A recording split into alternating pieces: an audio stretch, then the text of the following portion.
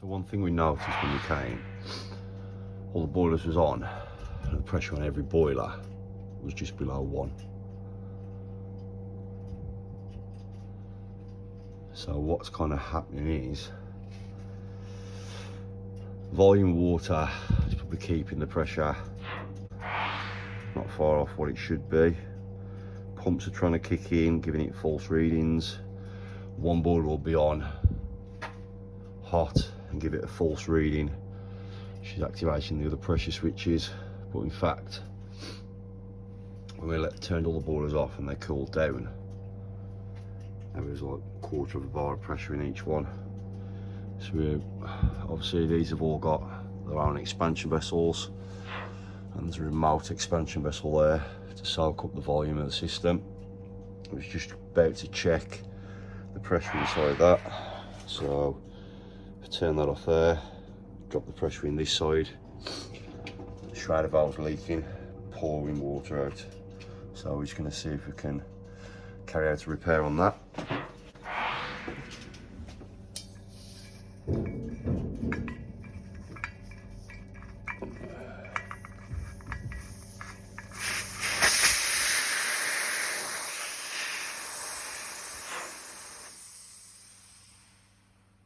Okay.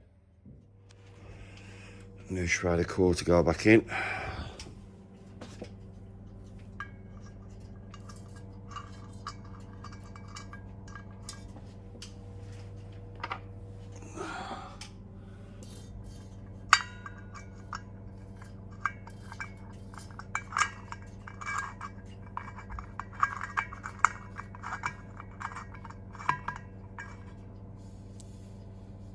Okay, shredder valve back in. I'll recharge that, test it out.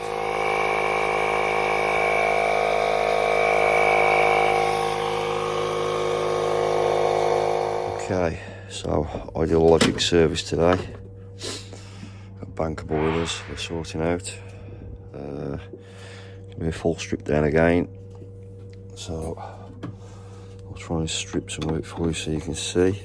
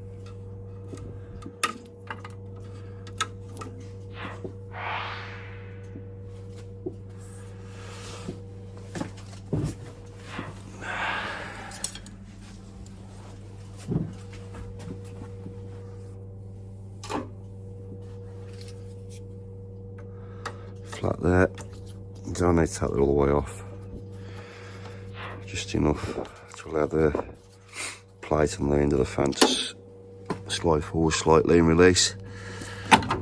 There we go, fan's out. As much as I'm not really a fan of these boilers, because they have tons of faults on them, constantly break, that's loose. You know, I'm not a massive fan of them. They are really easy to service, they're really easy to work on, so for that reason, actually not that bad.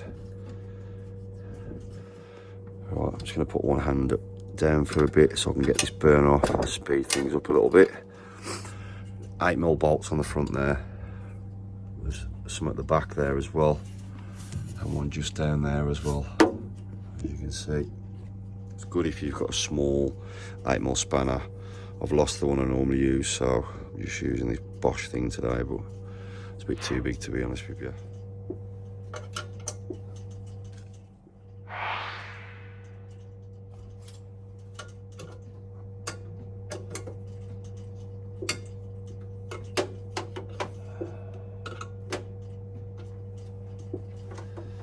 Oh, these are really tight.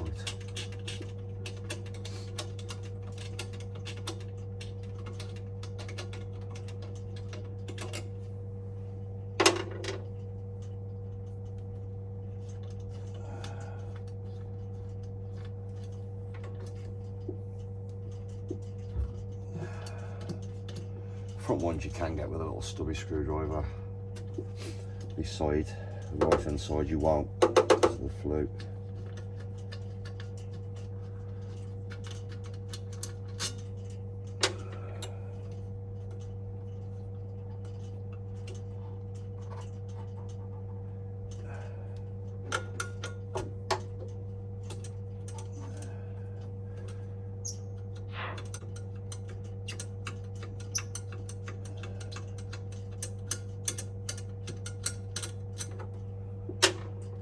One left at the back.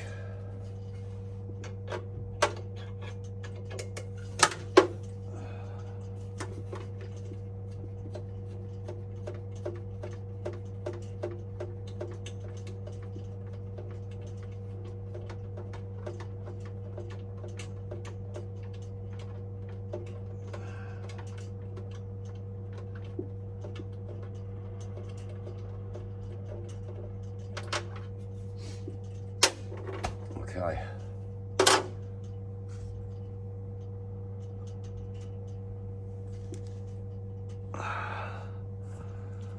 So this burner lifts up, back comes forwards, turn it sideways to get it out. So again, the burner's sitting on top. The heat exchanger, you're going to pick the back end up, slide it round and out like that.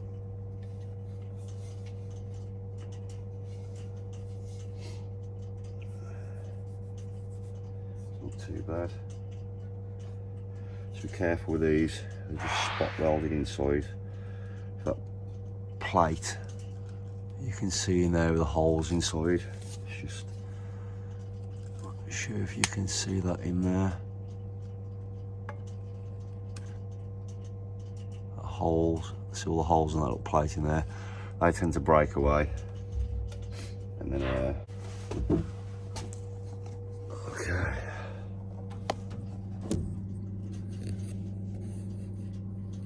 not the best looking inside, is it? That's what we can do with it. So we're going to give that a brush, we're going to flush it out with lots of water. Little tip, make sure you put this door back on here before you start flushing it out, like I've done a million times, and pour water straight out into the boiler then. Okay.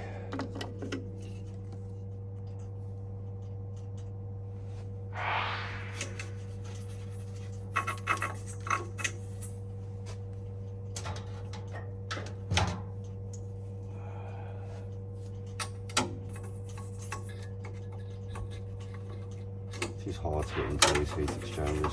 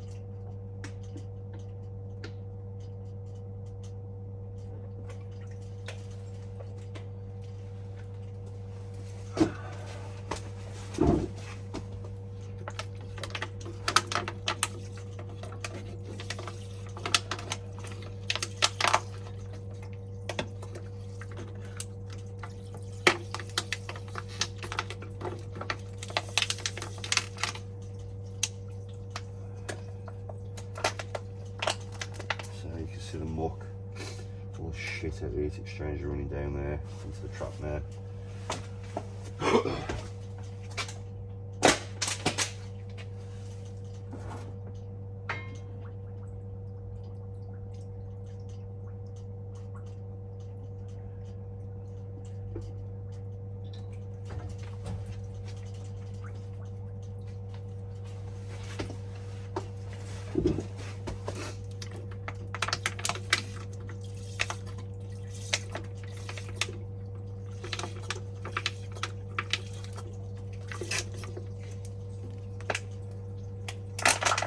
I generally do this till I stop seeing the sediment coming forward down there.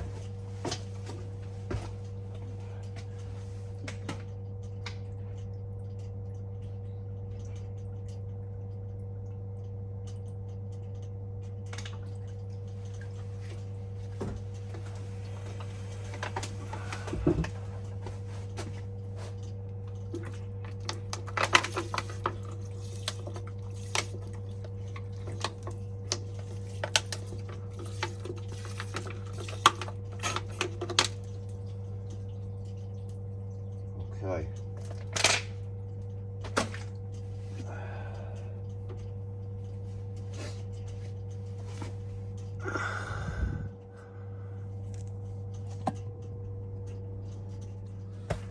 So common faults on this boiler, the main common faults you're going to get, L2 fault, which is 9 times out of 10 blocked trap. People don't seem to flush them out properly. Spark generators are renowned for going on these.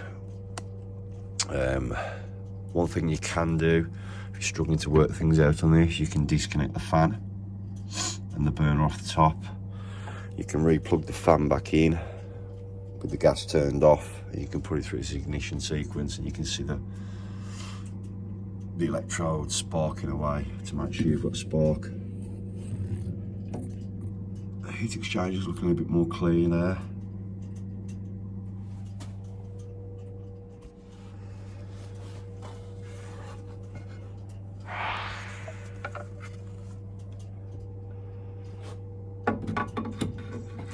Not the easiest to do one-handed.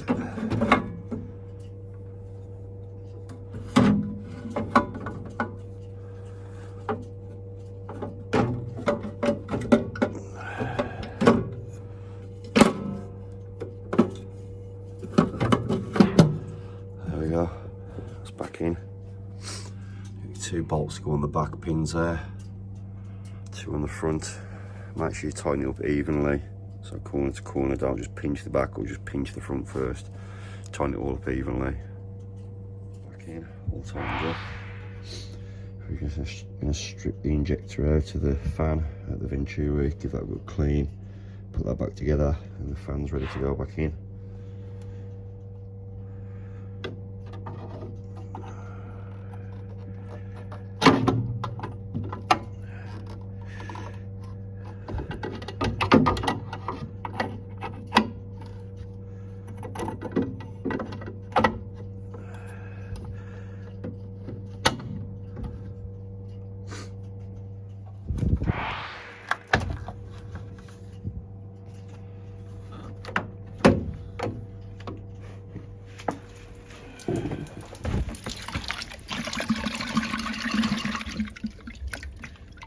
I'm just going to put the flue manifold back on.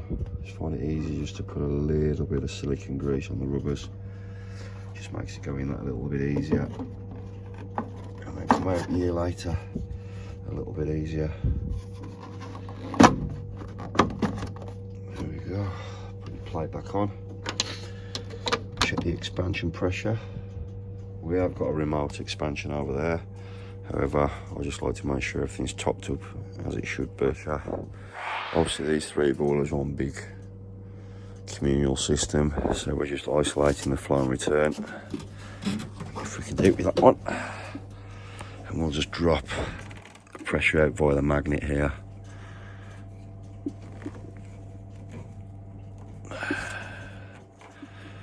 And we should be able to recharge the expansion from that.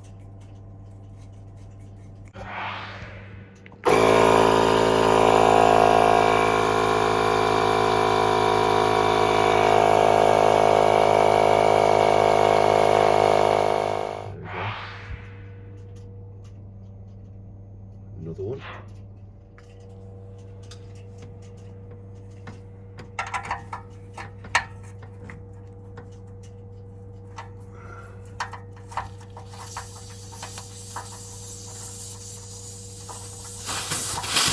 Check your flue integrity. The longer the flue, the more important it is. Anything above 20.5, we're okay. Just remember, you can't do a flue integrity with your case off. boiler's going to draw oxygen in from the room and give you a false reading.